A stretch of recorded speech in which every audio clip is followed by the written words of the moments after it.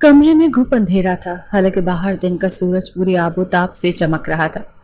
بھاری گہرے رنگ کے پردے کھڑکیوں پر اس طرح گرے ہوئے تھے جیسے وہ سورج کی روشنی کو اندر داخل ہونے سے روکنے کی قسم کھا چکے ہوں۔ کمرے کا خوفناک ماحول، جس میں قیمتی فرنیچر اور دیواروں پر لگی نایاب پینٹنگز بھی تاریکی میں ڈوبی ہوئی تھی، اس کمرے کے مالک کے بگڑے ہوئے مزاج کا ثبوت دے رہا تھا۔ وہ جو پورے 7 گاؤں کا مالک تھا، جس کے نام سے زمین کانپتی تھی، اس وقت دن چڑھ جانے کے باوجود گھوڑے بیچ کر سو رہا تھا۔ یہ تھا احتشام خان زادہ، 7 گاؤں کا بے رحم اور ظالم سردار۔ لیکن آج اس کی نیند میں وہ سکون نہیں تھا جو ہمیشہ ہوا کرتا تھا۔ اس کا چوڑا سینہ بے چینی سے ابھرتا اور گرتا رہا تھا۔ اس کے ماتھے پر پسینے کے قطرے نمودار ہو رہے تھے اور اس کے مضبوط ہاتھ بستر کی چادر کو مٹھیوں میں بھیجے ہوئے تھے۔ وہ نیند میں نہیں بلکہ ایک اذیت ناک کشمکش میں مبتلا تھا۔ ایک ایسا خواب جو اسے سونے نہیں دے رہا تھا، اور ایک ایسی حقیقت جو اسے جاگنے نہیں دے رہی تھی۔ اچانک اس نے ایک جھٹکے سے آنکھیں کھولیں۔ اس کی سانس تیز تھی اور دل کی دھڑکن بے ترتیب۔ اس نے اپنے ارد گرد پھیلی تاریکی کو دیکھا اور ایک لمبے سانس لے کر اٹھ بیٹھا۔ اس کا وجود غصے اور بے بسی کے ایک عجیب سی کیفیت میں مبتلا تھا۔ کون ہے؟ اس کی بھاری اور گرجدار آواز کمرے میں گونجی، حالانکہ وہ جانتا تھا کہ وہاں کوئی نہیں۔ وہ خود سے لڑ رہا تھا، ایک ایسی جنگ جس میں اس کا سب کچھ بڑا دشمن وہ خود تھا۔ اس کی انا، اس کا غرور، اس کی سرداری، سب کچھ داؤ پر لگا ہوا تھا، اور وجہ ایک 17 سالہ لڑکی، ایک معمولی کسان کی نیلی آنکھوں والی بیٹی۔ یہ کیا ہو رہا ہے میرے ساتھ؟ وہ اپنے بالوں میں انگلیاں پھیرتے ہوئے خود سے بولا، میں احتشام خان زادہ ہوں، جس کے سامنے لوگ سر نہیں اٹھاتے اور ایک لڑکی کے لیے راتوں کی نیند حرام کر رہا ہے۔ اس کا ذہن ماضی کے کچھ اوراق پلٹنے لگا۔ احتشام خان زادہ ہمیشہ ایسا نہیں تھا۔ اس کے والد فلک شیر خان ایک اصول پسند اور منصف سردار تھے، لیکن ان کی موت کے بعد جب سرداری احتشام کو ملی تو اس نے طاقت کو اپنے غرور کی تسکین کا ذریعہ بنا لیا۔ وہ لوگوں پر ظلم کرتا، ان کے فیصلے اپنی مرضی سے کرتا، اور جو کوئی اس کے خلاف آواز اٹھاتا اس کی آواز ہمیشہ کے لیے خاموش کر دی جاتی۔ اسے چند ماہ پہلے کا وہ واقعہ یاد آیا جب اس کے گاؤں کی ایک لڑکی نے دوسرے گاؤں کے لڑکے سے بھاگ کر شادی کر لی تھی۔ جب یہ معاملہ اس کے سامنے پیش ہوا تو اس نے اپنے آدمیوں کو حکم دیا کہ مجھے وہ دونوں زندہ یا مردہ اسی دربار میں چاہیے۔ اس کے کارندے ان دونوں کو ڈھونڈ کر لے آئے۔ وہ دونوں اس کے سامنے ہاتھ جوڑ کر کھڑے تھے۔ لڑکے نے ہمت کر کے کہا، سردار، ہم نے کوئی گناہ نہیں کیا، ہم نے نکاح کیا ہے۔ احتشام کی آنکھوں میں خون اتر آیا تھا۔ وہ اپنی کرسی سے اٹھا اور ان کے قریب آ کر دھاڑا، تم نے ہمارے گاؤں کے اصول کے خلاف یہ قدم اٹھایا ہے۔ یہاں کی لڑکیاں ہماری عزت ہیں اور تم نے ہماری عزت کو دوسرے گاؤں میں لے جانے کی جرت کی ہے۔ اس نے بغیر کوئی دلیل سنے سرعام ان دونوں کو قتل کرنے کا حکم دے دیا۔ اس دن کے بعد سے اس کا خوف اور دبدبا 7 گاؤں میں مزید بڑھ گیا۔ لوگ اس کے نام سے بھی ڈرنے لگے تھے۔ وہ ایک ایسا حکمران تھا جس کی سلطنت میں محبت اور اپنی مرضی جیسے الفاظ کی کوئی گنجائش نہیں تھی۔ لیکن پھر وہ دن آیا جس نے اس کی دنیا بدل کر رکھ دی۔ وہ اپنے گھوڑے پر سوار گاؤں کی زمینوں کا معائنہ کرنے نکلا۔ اس کا خاص ملازم شمس اس کے ساتھ تھا۔ سورج غروب ہو رہا تھا اور ہلکی ہلکی ہوا چل رہی تھی۔ تبھی اس کی نظر کھیتوں میں اپنی سہیلیوں کے ساتھ کھلکھلاتی ہوئی ایک لڑکی پر پڑی۔ وہ سب سے الگ تھی، سب سے منفرد۔ اس کی نیلی آنکھیں شام کی روشنی میں جگمگا رہی تھی اور اس کی ہنسی ہوا میں موسیقی کی طرح گھل رہی تھی۔ احتشام نے اپنے گھوڑے کی لگام کھینچی۔ اس نے زندگی میں ہزاروں چہرے دیکھے تھے، لیکن اس چہرے میں کچھ ایسا تھا جس نے اس کے دل کی دھڑکن کو بے ترتیب کر دیا تھا۔ ایک عجیب سی بے چینی نے اس کے وجود میں گھر کر لیا تھا۔ یہ لڑکی کون ہے شمس؟ اس نے اپنی بھاری آواز میں پوچھا، لیکن اس کی آواز میں ہمیشہ والا روب نہیں تھا۔ شمس نے اس کی طرف دیکھا اور احترام سے جواب دیا کہ خان، یہ اجو کسان کی بیٹی ہے، نورے۔ احتشام خانزادہ نے اپنی مونچھوں کو تاؤ دیتے ہوئے ایک بار پھر اس لڑکی کی طرف دیکھا۔ وہ لڑکی جس کا نام نورے تھا اس کے پتھر جیسے دل پر پہلی دستک دے چکی تھی۔ وہ نہیں جانتا تھا کہ یہ دستک اس کی انا کی دیواروں کو ریزہ ریزہ کرنے والی ہے۔ نورے اپنی دنیا میں مگن تھی۔ وہ اپنی سہیلیوں کے ساتھ آنکھ میں چولی کھیل رہی تھی۔ اس کی آنکھوں پر پٹی بندھی تھی اور وہ اپنی باہیں پھیلائے قہقہے لگاتی ہوئی انہیں پکڑنے کی کوشش کر رہی تھی۔ اس کی سہیلیاں یاسمین اور ریشما اسے چھیڑ رہی تھیں اور اس کے ارد گرد بھاگ رہی تھی۔ پکڑ کر دکھا نورے، آج تو تم ہمیں نہیں پکڑ سکتی، یاسمین نے ہنستے ہوئے کہا۔ نورے کو اس بات کا بالکل بھی اندازہ نہیں تھا۔ کچھ فاصلے پر 7 گاؤں کا سردار احتشام خانزادہ اپنے گھوڑے پر بیٹھا اسے ہی دیکھ رہا تھا۔ جیسے ہی اس کی سہیلیوں کی نظر احتشام پر پڑی، ان کے چہروں پر ہوائیاں اڑنے لگیں۔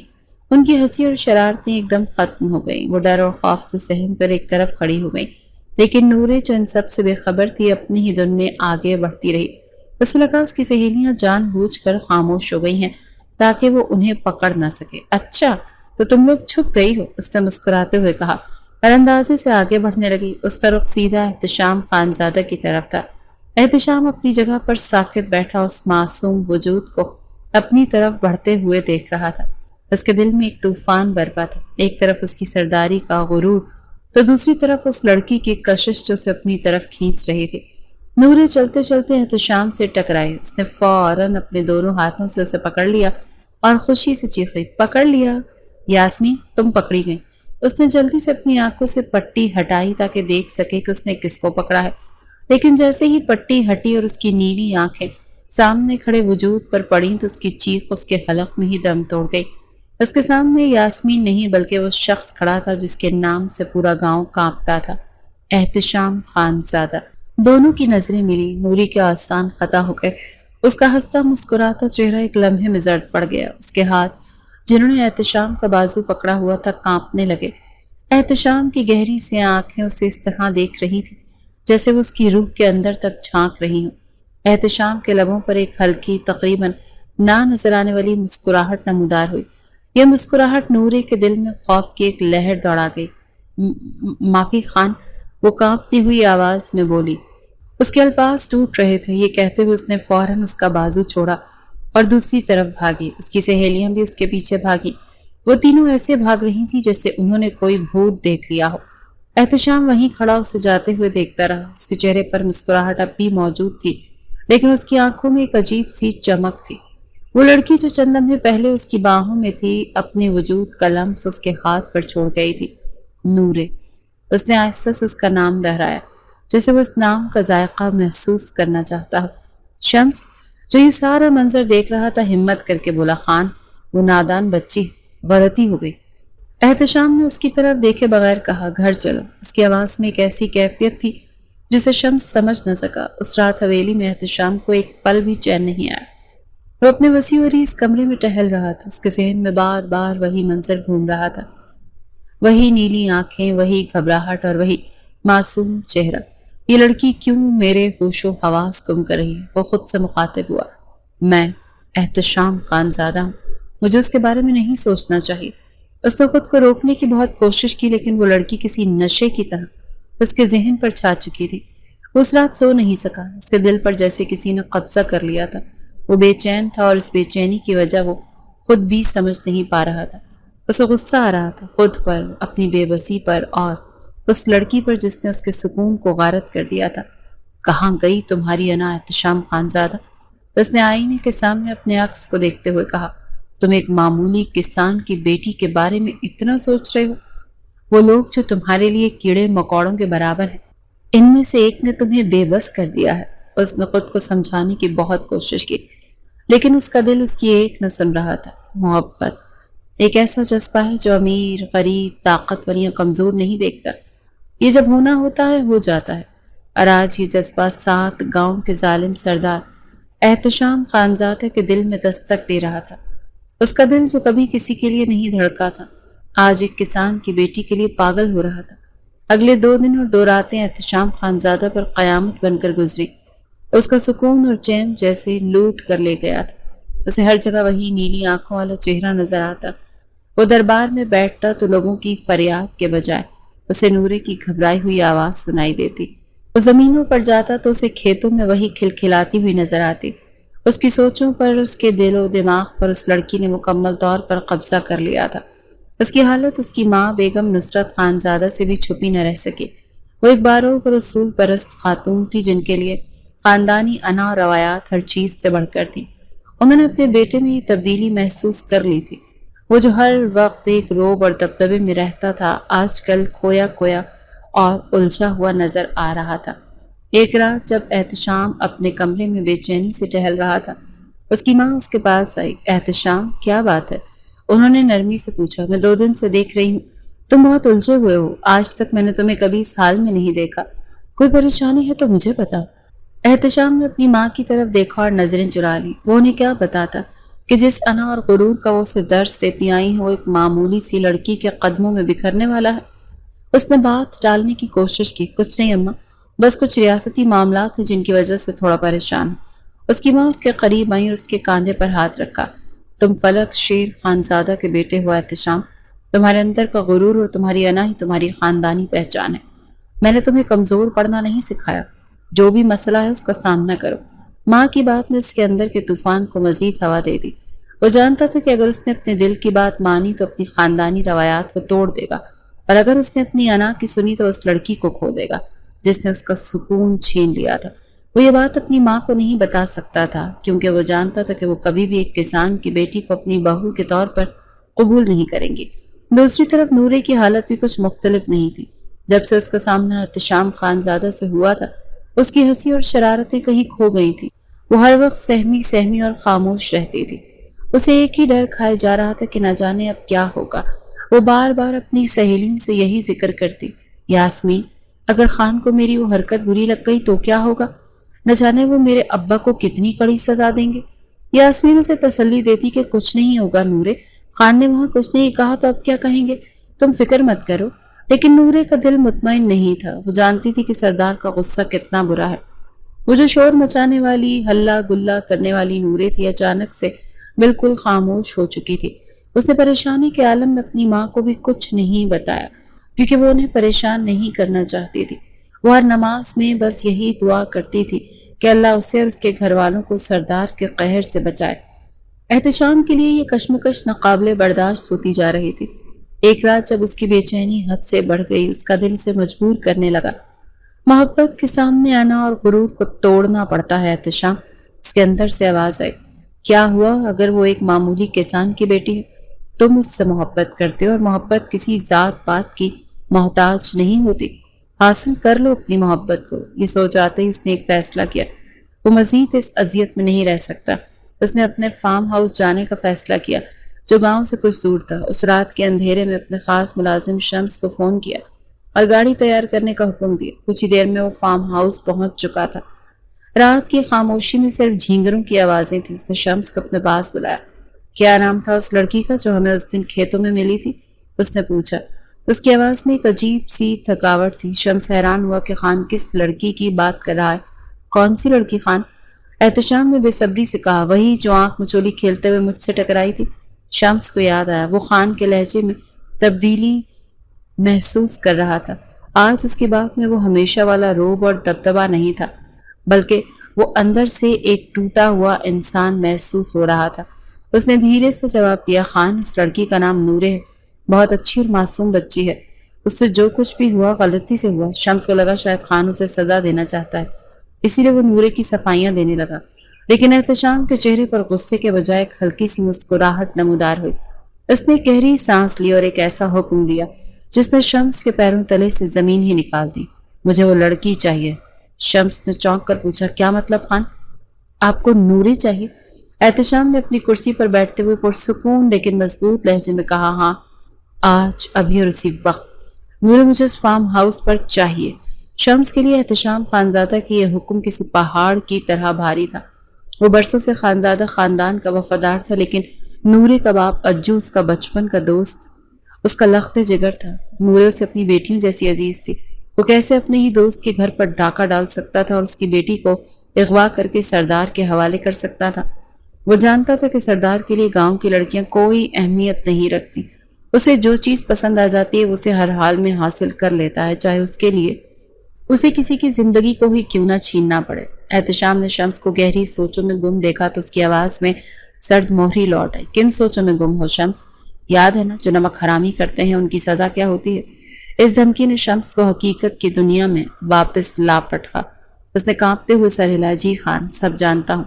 اس کے پاس انکار کی کوئی گنجائش نہیں تھی۔ سردار کا حکم پتھر پر لکیر تھا اور اس سے انحراف کا مطلب موت تھا۔ اس نے بھاری دل کے ساتھ سر جھکا لیا۔ رات کے اندھیرے میں شمس اپنے ساتھ 2 مسلح گارڈ کو لے کر اجو کے گھر کی طرف روانہ ہوا۔ باہر گاڑی میں احتشام خانزادہ خود بیٹھا انتظار کر رہا تھا۔ اس کا دل بھی عجیب سی کیفیت میں مبتلا تھا۔ وہ جانتا تھا کہ وہ غلط کر رہا ہے، لیکن اس کے دل نے اس کے دماغ پر قبضہ کر لیا تھا۔ وہ نورے کو حاصل کرنے کے لیے کسی بھی حد تک جانے کو تیار تھا۔ اجو کا گھر گاؤں کے کنارے پر ایک چھوٹا سا کچا مکان تھا۔ شمس اور اس کے ساتھیوں نے ڈاکوں کی طرح اس گھر پر چھاپا مارا۔ دروازہ توڑنے کی آواز سے اجو اور اس کی بیوی ہڑبڑا کر اٹھ بیٹھے۔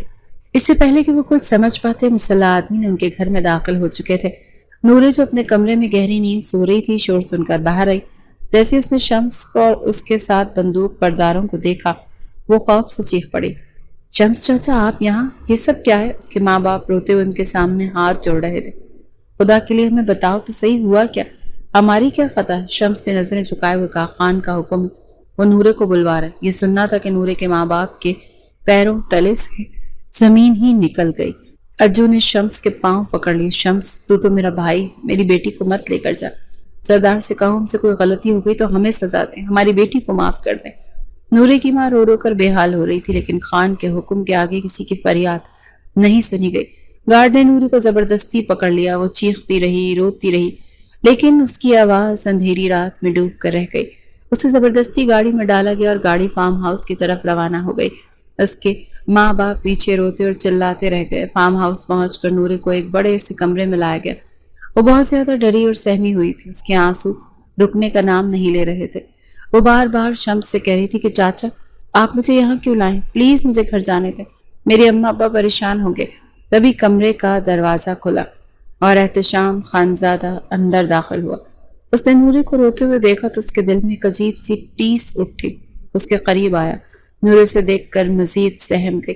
مجھے جانے دے پلیز، میں نے کچھ نہیں کیا، مجھے جانے دے، وہ روتے ہوئے بولی۔ احتشام نے آگے بڑھ کر اس کا ہاتھ تھامنا چاہا، لیکن نورے نے خوف سے اپنا ہاتھ پیچھے کھینچ لیا۔ احتشام رکا اور اس کے لہجے میں ایک ایسی نرمی تھی جو نورے نے کبھی تصور بھی نہیں کی تھی۔ ڈرو مت، اس نے کہا، آؤ میرے پاس بیٹھو۔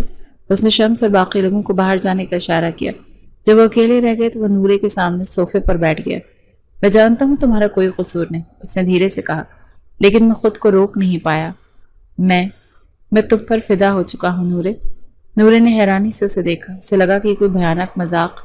احتشام نے اپنی بات جاری رکھی۔ خوش نصیب ہو تم کہ احتشام خانزادہ تمہیں عزت سے اپنانا چاہتا ہے۔ اس بات پر نورے کا دل دھڑکنا بھول گیا۔ اسے سمجھ نہیں آ رہا تھا کہ یہ سب کیا ہو رہا ہے۔ ساتھ گاؤں کا ظالم سردار اسے اس ایسی بات کر رہا تھا۔ وہ روتے ہوئے بولی، خان پلیز مجھے جانے دے، میری ماں مر جائے گی، میں آپ کے لائق نہیں ہوں۔ میں نے کہا نا، میں تمہیں عزت سے اپنانا چاہتا ہوں۔ اس کی آواز میں اب ہلکی سی سختی تھی۔ اور یہ بات تم اچھی طرح سے جانتی ہو کہ میں تمہاری اجازت کا طلبگار نہیں۔ میں جس چیز کو چاہتا ہوں اسے اپنا لیتا ہوں، لیکن اس بار میں تمہاری مرضی کے بغیر کچھ بھی نہیں کرنا چاہتا۔ یہ ایک اور جھٹکا تھا۔ احتشام خانزادہ جو کبھی کسی کی مرضی کی پرواہ ہی نہیں کرتا تھا، آج اس سے اس کی مرضی پوچھ رہا تھا۔ نورے خاموشی سے آنسو بہاتی رہی۔ وہ ایک ایسے دوراہے پر کھڑی تھی جہاں ایک طرف اس کے خاندان کی عزت تو دوسری طرف سردار کا حکم، جس سے انکار کا مطلب تباہی تھا۔ احتشام خانزادہ نے اس کے ہاتھ کو نرمی سے پکڑ لیا۔ اس بار نوری نے مزاحمت نہیں کی۔ اس کا وجود خوف سے شل ہو چکا تھا۔ تمہیں یہاں پریشان ہونے کی ضرورت نہیں، میں تمہیں کسی قسم کا نقصان نہیں پہنچاؤں گی۔ احتشام کی آواز میں ایک عجیب سی التجا تھی۔ وہ شخص جو حکم دینے کا عادی تھا آج درخواست کر رہا تھا۔ نورے سسکیاں لیتے ہوئے بس یہی کہتی رہی، پلیز مجھے جانے دے خان۔ احتشام نے اسے اپنا قریب صوفے پر بٹھایا اور بولا، میں تم سے محبت کرتا ہوں نورے۔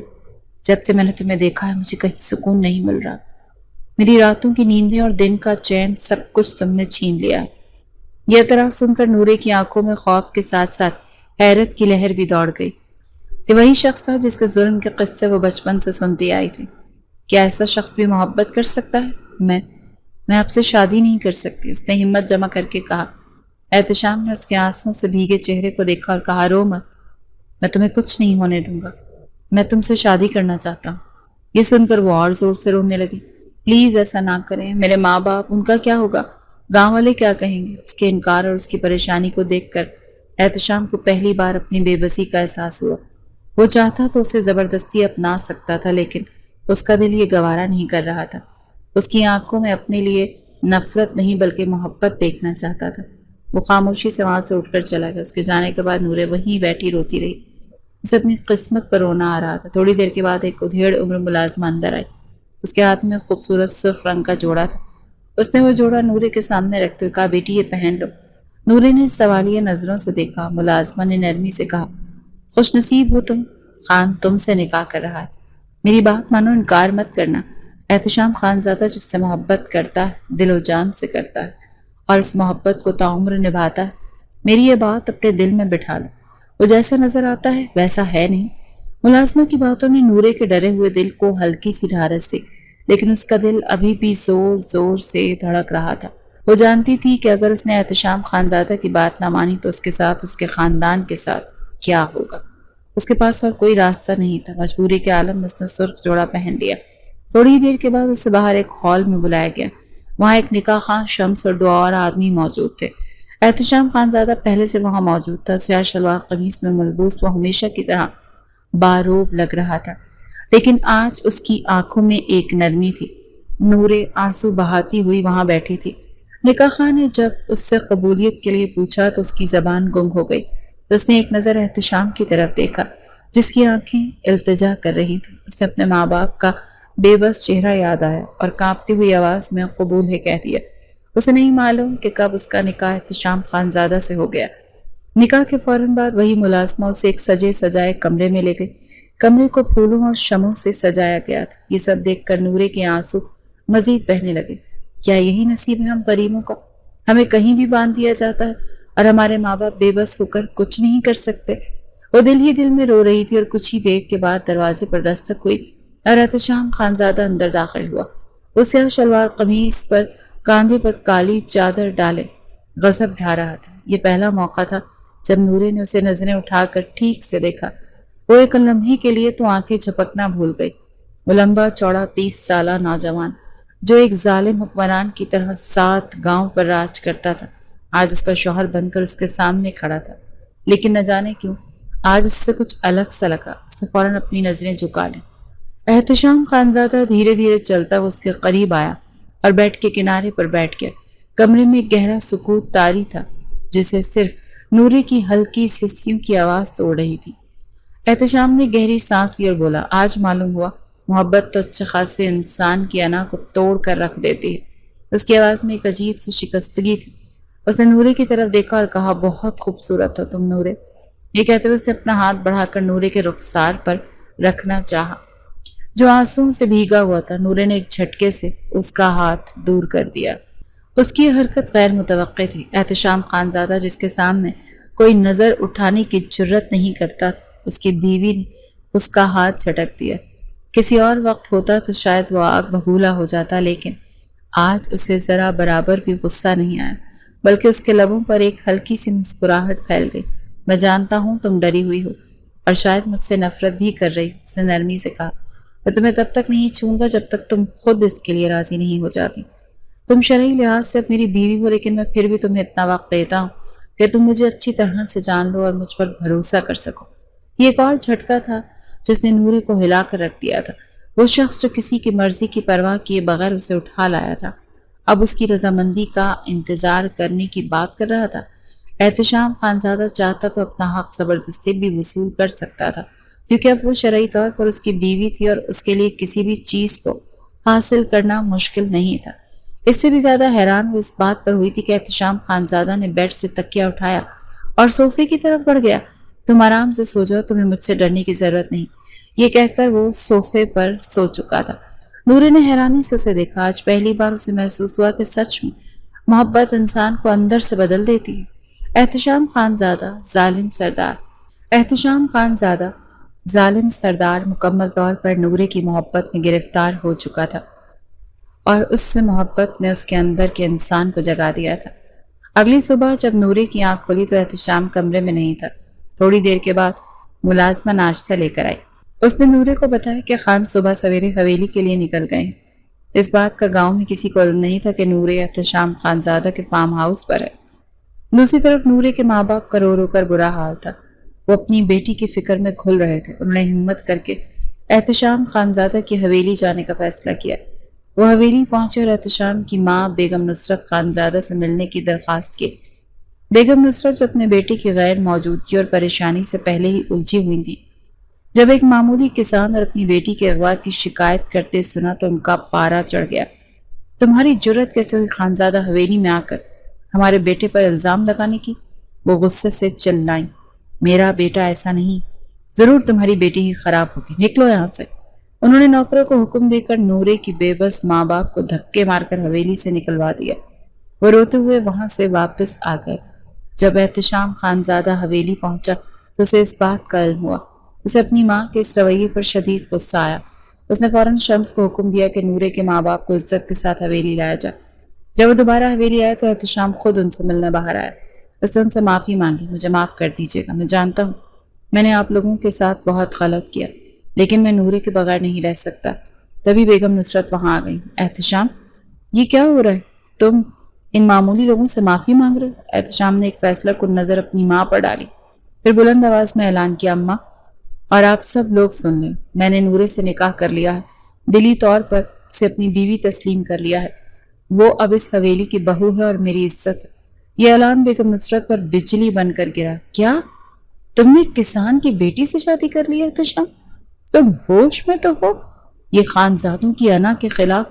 انہوں نے واویلا مچایا۔ محبت انا نہیں دیکھتی اماں، احتشام نے پرسکون لیکن مضبوط لہجے میں کہا، اور میں نورے سے بہت محبت کرتا ہوں۔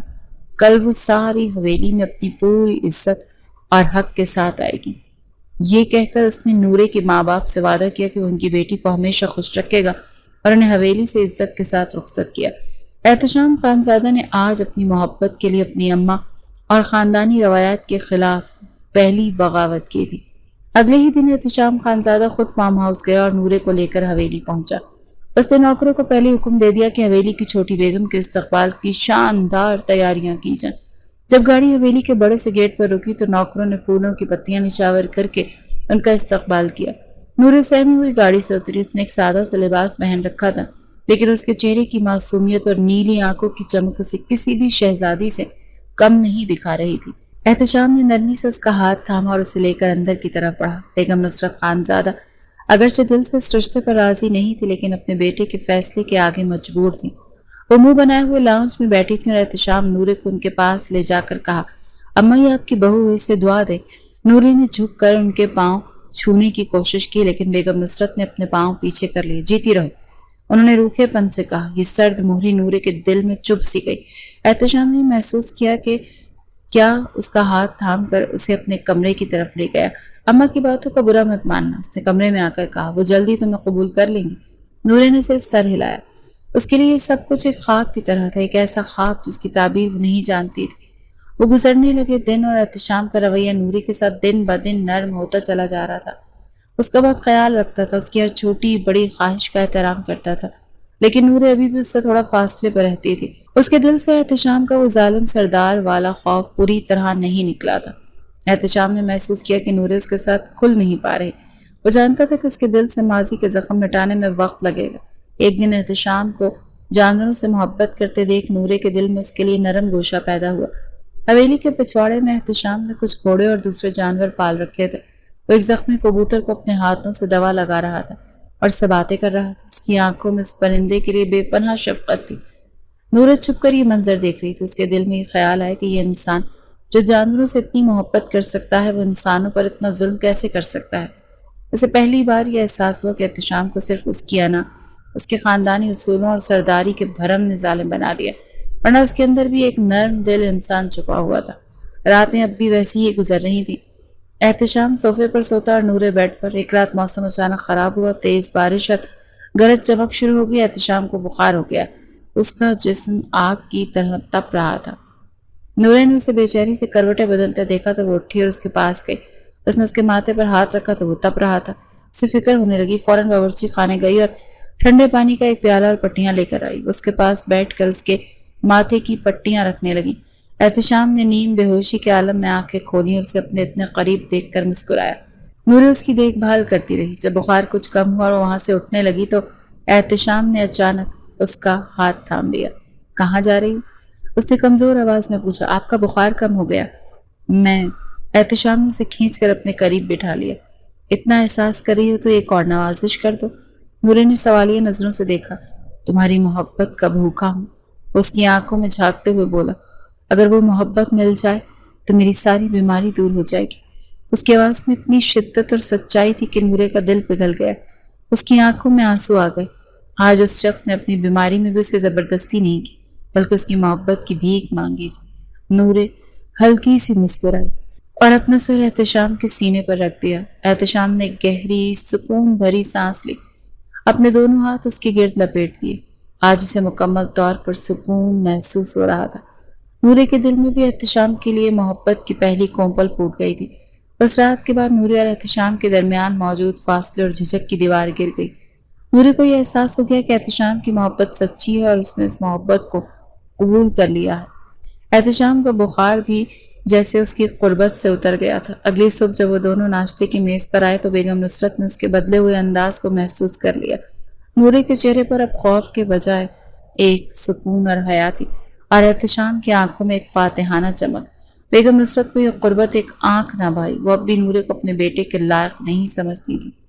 احتشام نے اس خاموشی اور کشیدگی کو ختم کرنے کا فیصلہ کیا۔ وہ جانتا تھا کہ جب تک وہ نورے کو اس کا جائز مقام اور عزت سب نہیں دے گا تو تب تک حویلی میں یہ سب چلتا رہے گا۔ ناشتے کے بعد اس نے اپنی ماں سے کہا کہ اماں میں نے فیصلہ کیا ہے کہ میں اپنا ولیمہ کروں گا اور اس میں ساتوں گاؤں کے ہر خاص اور عام کو دعوت دی جائے گی۔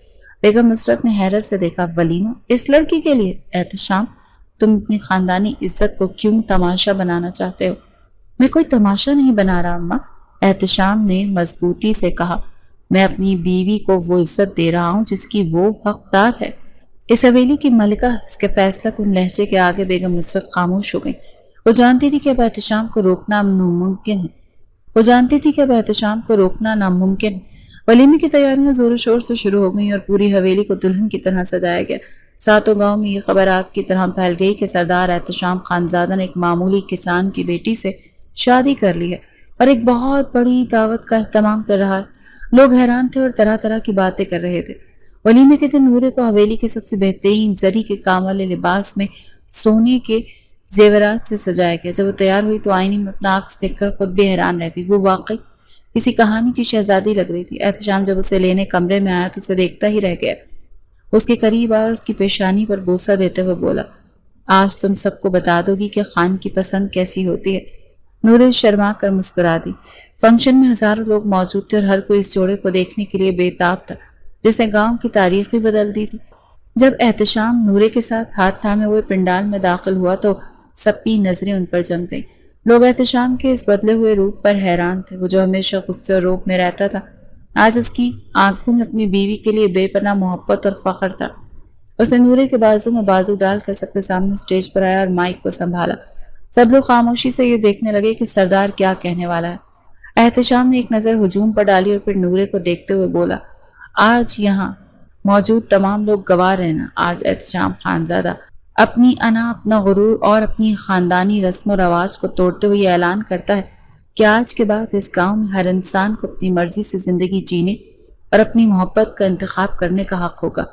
مجمع میں ایک سنسنی پھیل گئی۔ اس نے اپنی بات جاری رکھی، لوگ کہتے ہیں کہ میں ایک ظالم سردار ہوں۔ ہاں میں تھا، لیکن مجھے اور میری سوچ کو بدلنے والی کوئی اور نہیں۔ یہ میری بیوی نور احتشام خانزادہ ہے۔ کہتے ہیں محبت بڑے بڑے انسانوں کو مزدور کر دیتی ہے، لیکن سچ یہ ہے کہ محبت انسان کو بہتر سے انسان بناتی ہے۔ اس نے مجھے سکھایا کہ اصل طاقت ظلم میں نہیں بلکہ محبت اور شفقت میں۔ یہ سن کر نورے کی آنکھوں میں خوشی کے آنسو آ کر اس نے فخر سے اپنے شوہر کی طرف دیکھا۔ اس بات پر لوگوں نے تالیاں بجانا شروع کر دی۔ آج پہلی بار لوگوں کے دلوں میں احتشام خانزادہ کے خوف کی جگہ عزت نے لی اور محبت پیدا ہو رہی تھی۔ اس سچ میں یقین ہونے لگا کہ محبت اگر دل سے کی جائے تو انسان بدل جاتا ہے اور ہر وہ چیز حاصل ہو جاتی ہے جس کی وہ تمنا رکھتا ہے۔ ولیمے کی تقریب بہت شاندار تھی۔ احتشام نے ہر مہمان سے، چاہے وہ امیر ہو یا غریب، خود جا کر ملاقات کی۔ اس نے نورے کے والدین کو بھی اسٹیج پر اپنے پاس بٹھایا اور انہیں وہ عزت دی جس کی انہوں نے کبھی خواب میں بھی نہیں سوچا تھا۔ بیگم نصرت خانزادہ اگرچہ ابھی بھی پوری طرح سے خوش نہیں تھی، لیکن اپنے بیٹی کی خوشی میں خوش تھیں اور لوگوں کی طرف سے ملنے والے مثبت رویے دیکھ کر ان کا دل تھوڑا بہت نرم پڑ گیا تھا۔ تقریب کے اختتام پر جب تمام مہمان جا چکے، احتشام نورے کو لے کر ان کے کمرے میں آیا۔ کمرے کو ایک بار پھر پھولوں سے سجایا گیا۔ آج ان کی زندگی کی وہ خوبصورت رات تھی جب وہ دونوں بہت اچھے سے منانا چاہتے تھے۔ نورے بڑا سا گھونگھٹ نکالے بیڈ پر بیٹھی تھی۔ اس کا دل زور زور سے دھڑک رہا تھا، لیکن آج اس دھڑکن میں خوف نہیں بلکہ محبت اور انتظار کی کیفیت تھی۔ جیسے ہی احتشام کمرے میں داخل وہ تھوڑی سی سیدھی ہو کر بیٹھ گئی۔ احتشام نے دروازہ بند کیا اور مسکراتا وہ اس کی طرف بڑھا۔ وہ اس کے سامنے آ کر بیٹھا اور آہستہ سے اس کا گھونگھٹ اٹھایا۔ نورے کا چاند سا چہرہ جب اس کے سامنے آیا تو احتشام تو ایک پل کے لیے سانس لینا بھول گیا۔ اس کے سامنے آ کر بیٹھا اور آہستہ سے اس کا گھونگھٹ اٹھایا۔ نورے کا چاند سا چہرہ جب اس کے سامنے آیا تو احتشام ایک پل کے لیے سانس لینا بھول گیا۔ اس نے محبت بھری نظروں سے اسے دیکھا۔ نورے نے شرارت سے اپنا ہاتھ آگے کرتے ہوئے کہا، دے میری منہ دکھائی۔ تو احتشام ہنس پڑا۔ اس نے نورے کو اپنی باہوں میں بھر لیا اور بولا، اب تو زندگی کی ہر رات تمہیں منہ دکھائی ملے گی، اور اس منہ دکھائی میں میری محبت اور میرا پیار ہوگا۔ تم دنیا کی پہلی دلہن ہوگی جسے ہر روز منہ دکھائی ملے گی۔ اس نے اس کے کان میں سرگوشی کی۔ لیکن ایک وعدہ کرو۔ کیا؟ نورے نے دھیرے سے پوچھا۔ تم ہر روز اسی طرح دلہن بن کر میرے لیے تیار ہو کر بیٹھا کرو گی۔ نورے نے مسکراتے ہوئے اس بات میں سر ہلایا۔ اس رات ان دونوں نے اپنی محبت کا باقاعدہ آغاز کیا اور اپنی زندگی کے نئے سفر پر روانہ ہوئے۔ وقت گزرتا گیا۔ نورے کی محبت نے احتشام خانزادہ کو مکمل طور پر بدل کر رکھ دیا۔ وہ اب ایک ظالم سردار نہیں بلکہ ایک منصف اور ہمدرد حاکم بن چکا تھا۔ اس نے گاؤں میں لڑکیوں کی تعلیم کے لیے اسکول کھلوائے اور غریبوں کی مدد کے لیے کئی فلاحی کام شروع کیے۔ لوگ اب اس سے ڈرتے نہیں بلکہ اس سے محبت اور اس کی عزت کرتے تھے۔ نورے نے بھی حویلی کی چھوٹی بیگم کے طور پر اپنی ذمہ داریاں احسن طریقے سے نبھائیں۔ اس نے اپنی نرم محبت بھرے رویے سے سب کا دل جیت لیا، یہاں تک کہ اپنی ساس بیگم نصرت خانزادہ کا بھی۔ بیگم نصرت کو بھی آخرکار یہ ماننا پڑا کہ نورے ان کی بیٹی کے لیے بہترین انتخاب ہے۔ وہ اکثر نورے کو دیکھ کر سوچتی کہ اس معمولی سی دکھنے والی لڑکی نے ان کے گھر کو جنت بنا دیا ہے۔ ایک شام احتشام اور نورے حویلی کے باغ میں بیٹھے چائے پی رہے تھے۔ سورج غروب ہو رہا تھا اور آسمان پر رنگ برنگے رنگ بکھرے ہوئے تھے۔ نورے نے احتشام کے کاندھے پر سر رکھتے ہوئے کہا، کبھی کبھی مجھے یقین نہیں آتا کہ میری زندگی اتنی خوبصورت ہو سکتی ہے۔ احتشام نے اس کے بالوں میں انگلیاں پھیرتے ہوئے کہا، یہ سب تو تمہاری وجہ سے ہوا ہے نورے، تم نے مجھے ایک نیا انسان بنایا، تم میری زندگی کا نور۔ نورے نے مسکراتے ہوئے اس کی طرف دیکھا، اور آپ میری انا کے اسیر تھے، وہ انا جس نے آپ کو قید کر رکھا تھا، لیکن میری محبت نے آپ کو آزاد کر دیا۔ احتشام نے اس کے ہاتھوں کو چومتے ہوئے کہا، ہاں میں تمہاری محبت کا اسیر، اور یہ قید مجھے دنیا کی ہر آزادی سے زیادہ عزیز ہے۔ اس نے نورے کو اپنی باہوں میں بھر لیا اور وہ دونوں ڈوبتے سورج کے خوبصورت منظر کو دیکھنے لگے۔ ان کی محبت کی کہانی ساتوں گاؤں میں ایک مثال بن چکی تھی، ایک ایسی مثال جو بتاتی تھی کہ سچی محبت پتھر کو موم اور نفرت کو محبت میں بدلنے کی طاقت رکھتی ہے۔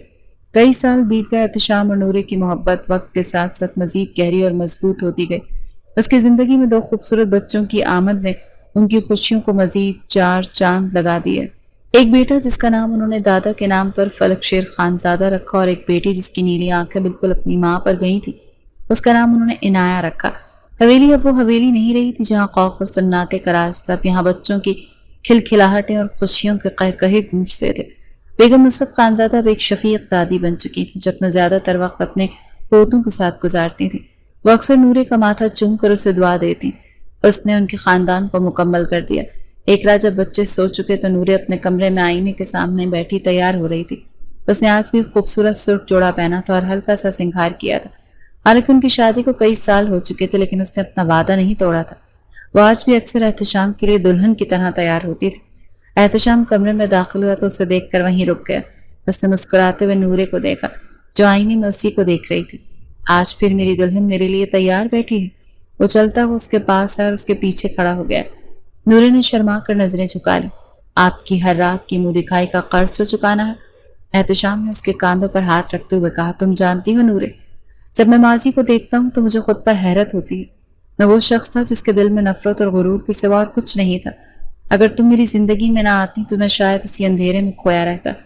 نورے نے آئینے میں اس کی آنکھوں میں دیکھتے ہوئے کہا کہ اگر آپ مجھے نہ ملتے تو میں شاید کبھی نہ جان پاتی کہ محبت میں کتنی طاقت ہوتی۔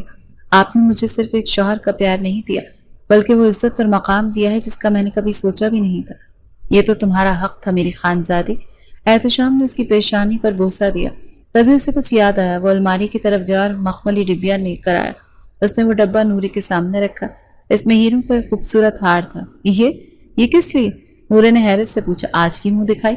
احتشام نے مسکراتے ہوئے کہا اور وہ ہار اپنے ہاتھوں سے اسے پہنایا۔ یہ ہیرے بھی تمہاری چمک کے آگے ماند ہیں، لیکن یہ میری محبت کا ایک چھوٹا سا اظہار ہے۔ نورے کی آنکھوں میں خوشی کے آنسو آ گئے۔ اس نے اٹھ کر احتشام کو گلے لگا لیا۔ میں آپ سے بہت محبت کرتی ہوں احتشام، اور میں تم سے نورے۔ احتشام نے اسے اپنی باہوں میں بھرتے ہوئے کہا، ہمیشہ اور ہمیشہ کے لیے۔ ان کی محبت کی کہانی ایک ایسی داستان بن گئی جو نسلوں تک سنائی جانی تھی۔ ایک ظالم سردار کی کہانی جو ایک نیلی آنکھوں والی لڑکی کی محبت میں گرفتار ہو کر بدل گیا۔ یہ کہانی بتاتی ہے کہ ارانا اور غرور کے بت کتنے ہی مضبوط کیوں نہ ہو، محبت ایک سچا جذبہ انہیں پاش پاش کر سکتا ہے۔ احتشام خانزادہ جو کبھی اپنی انا کا اسیر تھا، اب ہمیشہ کے لیے اپنی نورے کی محبت کا اسیر بن چکا تھا، اور یہی اس کی زندگی کی سب سے بڑی جیت اور سب سے بڑا سکون تھا۔